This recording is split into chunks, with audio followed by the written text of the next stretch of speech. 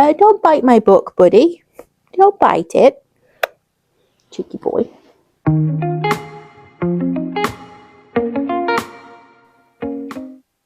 I read some fantastic books in 2025, and today's video is about sharing my favourites.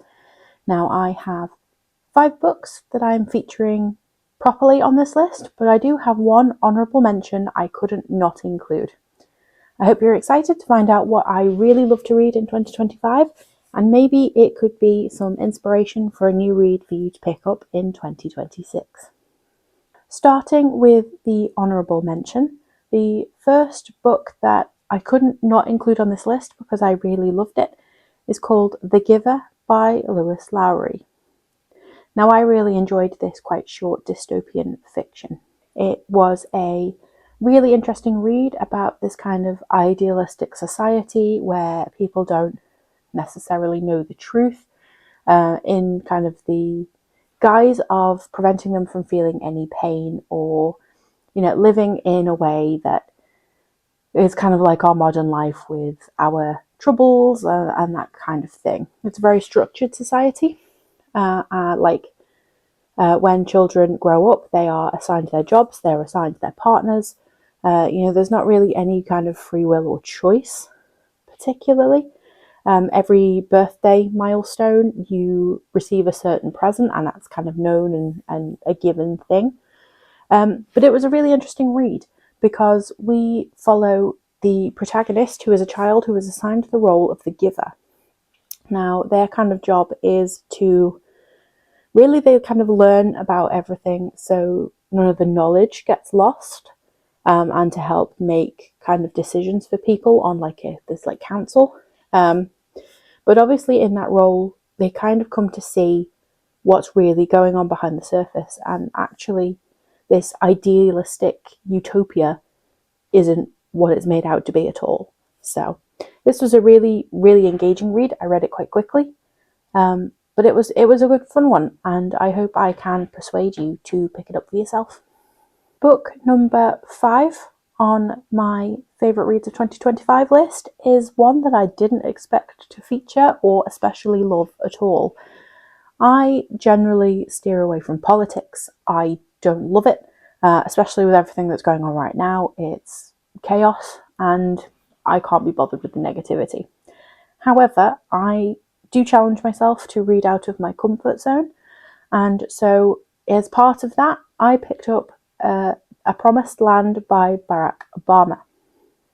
Now, I don't generally have any strong feelings when it comes to American presidents or anything like that. However, Barack Obama is kind of an exception. During his tenure, he made some very, very good changes, which unfortunately now have kind of been undone because fun times. But yeah, he's the only kind of president I care about at all. And, for a subject I don't really love, he is a person that I was willing to learn about and learn about his kind of tenure and what he tried to do, what he wanted to do, how he was stymied in some places. But yeah, it was an exception that got me into a topic that I really didn't expect to love. Now, don't get me wrong, not being a particular fan of politics, this wasn't a quick read. I also picked it up in audio format to make it a little bit easier for me, because I think reading a book about politics in a typical format, I probably would have got bored. But I find things like that easier to listen to, and obviously being able to break it up and do other things while I'm listening helped kind of distract from that.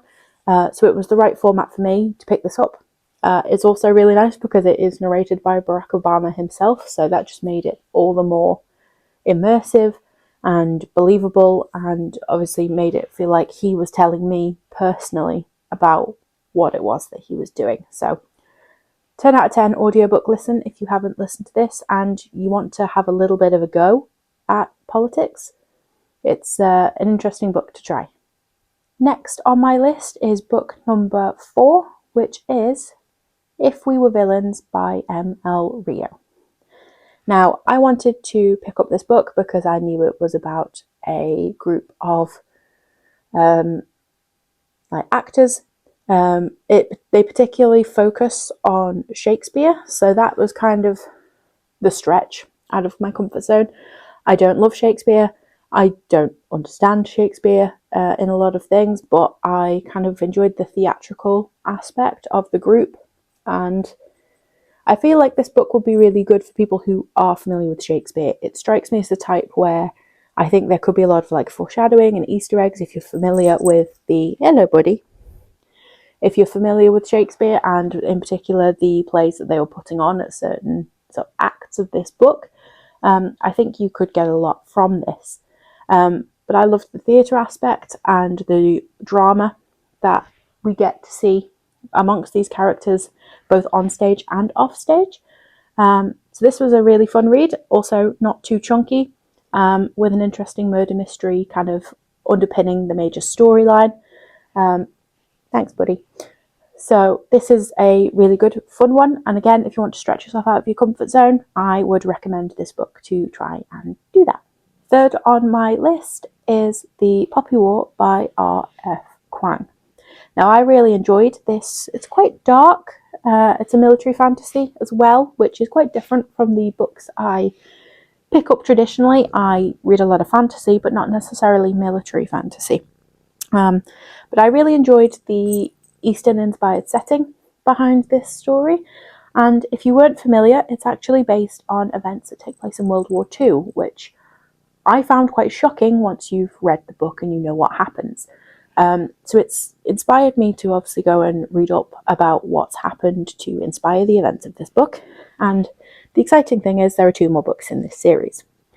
But I really enjoyed this one. It's quite dark. Rin, the main character, is singled out for her kind of socio-economic background. She's not traditionally the kind of student who would go to the military school where this book is first set. She's singled out and bullied because of that, but she is incredibly clever and she is very good at what she does. Claws, buddy. Thank you. So she has more than earned her place, but she isn't made to feel like she's meant to fit there. This book kind of spirals from there. We get a lot of magic that comes into the story later on, which I really loved. As fantasy books go, I actually couldn't read this very quickly, and it's because it was quite dense. There's a lot of world building going on, but also because I think events are quite dark. Thank you, buddy. It's the sort of thing that you need to digest what you're reading. So even though it was a slower burn fantasy than I would traditionally read, still a fantastic series, and I can't wait to carry it on in 2026. Neither can Casper. Hey? Don't bite my book, buddy. Don't bite it. Cheeky boy. The second book on my favourites of 2025 list, so this is the second favourite book of the year, thank you boy, is Ultra Processed People by Chris Van Tulleken. Yes, you pronounced that correctly. Now, I didn't expect to love this book as much as I did, but I'm really glad I read it. As someone who is making more of an effort to pay attention to what I'm eating and, be a bit more mindful of making some better choices, I was actually really, claws, buddy. As someone who is trying to be more mindful of the food I'm eating and making some healthier and better lifestyle choices, I was actually quite shocked to learn what sort of things go into the food we eat, and where they come from. Some of them are actually quite disgusting, really. For example, I think there is some kind of slime from insects that's put into ice cream to stop it melting, or something grim like that. But it's a really interesting book because it goes into some case studies of what happens when more westernized food models and things like preservatives and all that not so good stuff is introduced into geographic places where it's not been there before. So I think it focuses on somewhere based in, like, I want to say like either Latin America or somewhere like that. Maybe not quite third world country, but you know what I mean. Maybe have lesser access to food. And it talks about a barge, I think the Amazon Fund, possibly, that they have going up and down a river to basically access places who have never had certain food types before. And it talks about what impact that then had on their health in subsequent years, but also in terms of their spending habits, kind of the economic impact on like farms and sort of natural food source providers. So it's the sort of thing you don't necessarily think about, but I found that really interesting, and it definitely made me rethink some of the foods I was picking up at the supermarket. So definitely, like, this sort of thing isn't talked about actively. It's not encouraged that people dig into what's in their food. So I strongly suggest you pick up this book. It's an education. How you doing, boy? You nibbling my wrist? Yeah, it is an education. Like, I think everybody should at least give this a go, or at least find out kind of the highlights, because I think a lot of people would be shocked and disturbed to find out why certain food choices are being made. And probably won't shock you that ultimately a lot of the preservatives and things that go in food comes down to cost and profit. So yeah, real eye-opener. This was a fantastic read. I strongly recommend anybody pick this up. It's shocking, frankly. We are down to my last and favourite book of 2025. And being perfectly honest, it was the first read I finished in 2025. And that is Fool's Errand by Robin Hobb. I really loved this book. It was heartbreaking. If you know, you know. And I think part of the reason I haven't gone back to this series so far yet is because I don't know what things are going to be like knowing what's happened in this book. It's obviously still going to be good. I'm still going to read it. But I needed a break because the events towards the end of this book are very sad.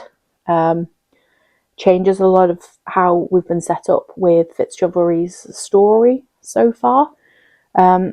So it's going to be a fun one to go back to, but yeah, I couldn't do it, not straight away.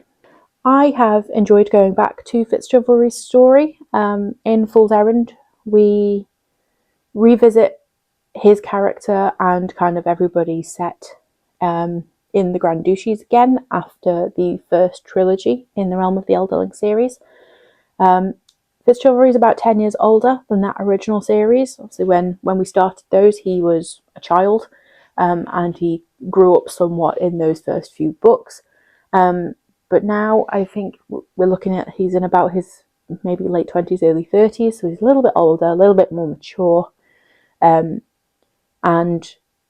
yeah, I loved going back to his story. I definitely want to pick up the sequel to this one very soon. But yeah, this was a great start to 2025. So although having very different reads starting 2025 and 2026, it goes to show what having a fantastic first read can kind of do in terms of setting a precedent for the rest of your reading year. So if you have not read this series and you love fantasy, do it. Read it. My friend Rachel pushed me for years to pick up these books, and she was not wrong. So I can't be wrong either, right? Please pick up these books. So those were my favourite reads of 2025. Have you read any of these books before? Are you reading later in the series than me, or are you looking to give them a try? If so, I would love to hear from you, and please let me know what your favourite read of 2025 was. Until then, bye for now.